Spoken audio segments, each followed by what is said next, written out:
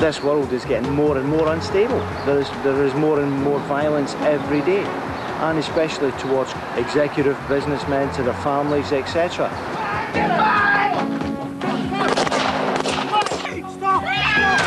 We want to train people of the best calibre to put them out there to look after these people in the way that they should be looked after.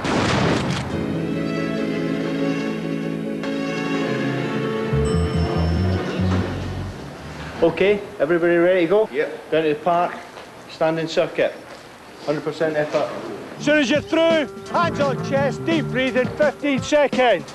We run physical training every morning. It's a good way to start the day. After they get back, they feel alive, they're awake, and they're ready to take in the knowledge that we want to implant into them. Same again. This is not easy. It's, what is it, 6 o'clock in the morning? We haven't stopped. About 20 minutes. And I'm about ready to go back to bed. On the course, we teach everything that these guys need to know in the industry.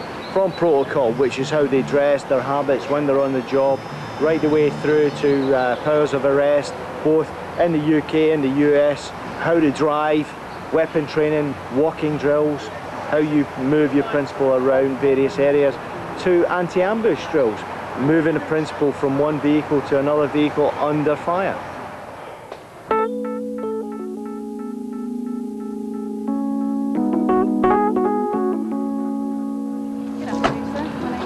Hello, Caroline. Nice to meet you.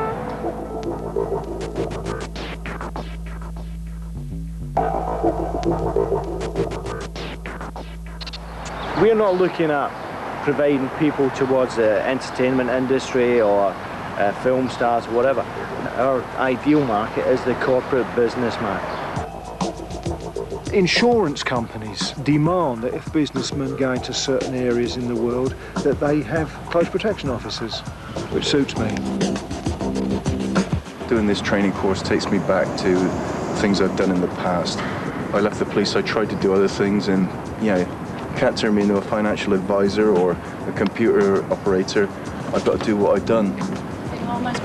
This is a new challenge, and I'm looking to go into the close protection industry and work worldwide. Who knows? The bodyguard today, I would say, is a well-dressed deterrent. He is there to deter anything untoward happening to his principal. It is not the Kevin Costner image of walking into the kitchen, picking up knives and throwing them into a cutting board. That just does not happen.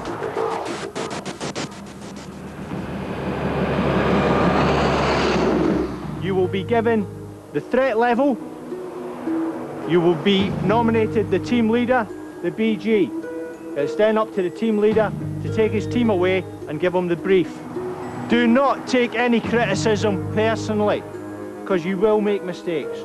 So make the mistake, but learn from it.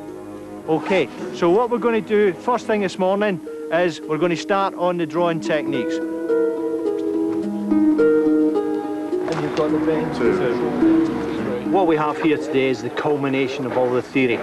We bring them out here to put them through all the practices. As you've seen so far, we've taken them into situations where they've practiced the walking drills, but what we haven't practiced so far is what can happen when they're doing these drills. Don't forget that left one. Get right underneath. Good, good. It's the same type of training that I've done in the police, but different, because the scenario is different. This is what I enjoy when you're doing what we call crisis rehearsal, and it becomes real.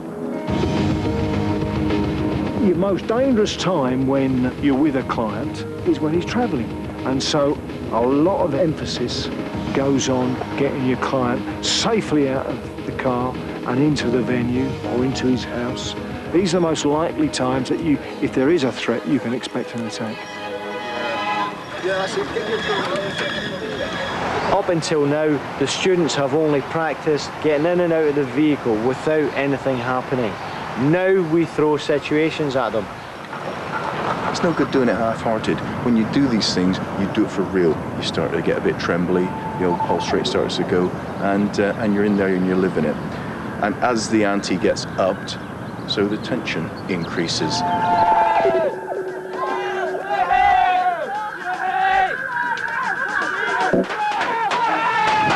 the gun! Drop it! We go to SOG, that is the Special Operations Group. This is a bunch of guys who are law enforcement officers in Los Angeles. At Special Operations Group, the course learn how to use the extendable baton. They also use the firearms training simulator. This is a cinematic firing range where we take the students in individually. A scenario will come on screen and the students have to react to that scenario. Okay, first part of your scenario, the area is pretty much secure except for there's a truck over on the side. Okay? Right. Okay, team. Okay, stop right there. You've got that screen in front of you, you're surrounded by it, you lock into it, and you believe it's happening. The tension is enormous. All the adrenaline stuff kicking in, and you've got to react. Everyone in cover, everyone attention for. Nice headshot. 2 very good shots in a row. I'm pleasantly pleased. Very good. My name is Lee Walters. I'm a deputy sheriff for a local county agency. I've been a police officer here in the United States for approximately 15 years and 5 years in Merseyside Police prior to that. During that time, I've worked a variety of different assignments. I've worked the LA riots, I've worked the LA earthquake, the LA fires, as well as a ballistic knife.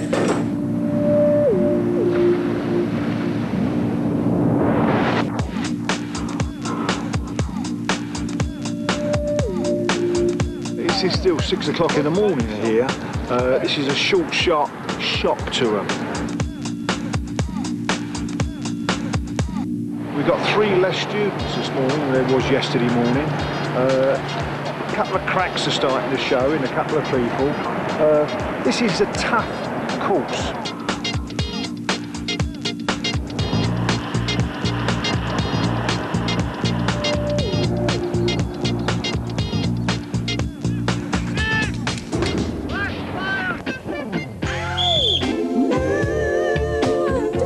We're working up there, I'm on the range, live firing.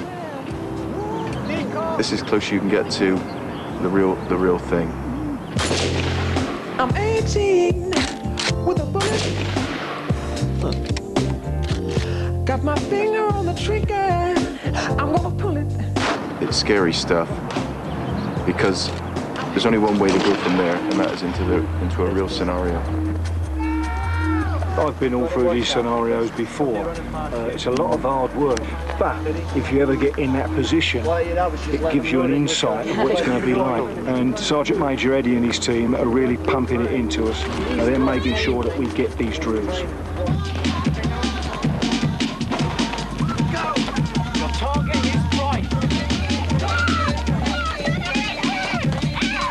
It's been a good course.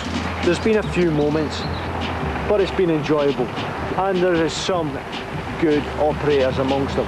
Anybody that picks up some of these guys will be happy to have them looking after them, without doubt. Come on, move, Alex!